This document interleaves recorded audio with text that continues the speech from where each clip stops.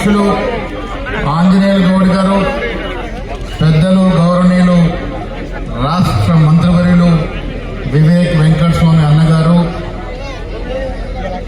మీ ప్రియతమ యువ నాయకుడు నా తమ్ముడు గౌరవనీయులు మైనంపల్లి హనుమంతరావు అన్నగారు,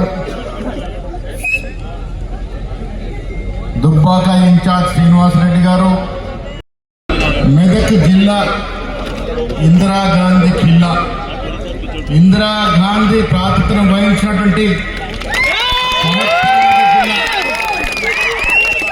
ఇది కాంగ్రెస్ పార్టీ అడ్డా. భవిష్యత్తులో ఎప్పుడు ఎన్నిక జరిగినా మెదక్ జిల్లాలో కాంగ్రెస్ అభ్యర్థులే గెలుస్తారు.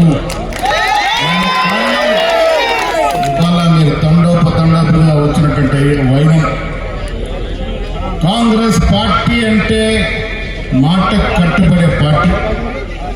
తెలంగాణ ఇచ్చింది ఎవరు? సోనియా గాంధీ గారు. ఇచ్చిన మాట నిలబెట్టుకుంది కాబట్టే మనకు తెలంగాణ సాకారం అయింది. ముందుండి పోరాడిన కేసీఆర్ గారిని ముఖ్యమంత్రి చేసుకున్నాం. రాష్ట్రానికి ఏం వెలగబెట్టాడో ఒకసారి ఆలోచించుకోవాలి. మెదక్ జిల్లాకు ఇచ్చిన మాట నిలబెట్టుకున్నాడా?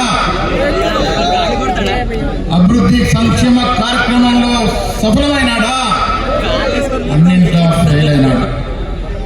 కారణం ఒక ఉద్యమకారుగా వారి గౌరవం ఇచ్చి అందరం ఎక్కిస్తే ఈ రాష్ట్రాన్ని అప్పుల పాలు చేయడమే కాకుండా రాష్ట్ర ప్రభుత్వ ఖజానాన్ని కొల్లగొట్టడమే కాకుండా ప్రభుత్వ ఆస్తులు వేల ఎకరాల్ని కేసీఆర్ కుటుంబం దోపిడీ చేసింది.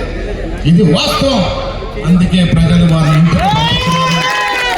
రేవంత్ రెడ్డి గారి నాయకత్వంలో కాంగ్రెస్ పార్టీని అందలం ఎక్కించినారు. అధికారం తీసుకురావడానికి కారణం ఆనాడు ఎన్నికలకు ముందు ఖర్గే గారు, సోనియా గాంధీ గారు, రాహుల్ గాంధీ గారు, ప్రియాంక గాంధీ గారు, కేసీ వేణుగోపాల్ గారు, మాణిక్ ఠాగూర్ గారు, మాణిక్ ఠాకరే గారు అందరూ ఇచ్చిన మాటని నమ్మి కాంగ్రెస్ పార్టీ ఒక మాట ఇస్తే నిలబెట్టుకుంటుందని అధికారం తీసుకొచ్చిన మీకు ఆర్థిక నిర్బంధం ఎంత ఉన్నా అధికారం రాగానే 3వ రోజు ఇచ్చిన ఉచిత బస్సు నుంచి మొన్న ఇచ్చిన రేషన్ కార్డుల వరకు, సన్న బియ్యం వరకు, రైతు రుణమాఫీ వరకు, రైతు భరోసా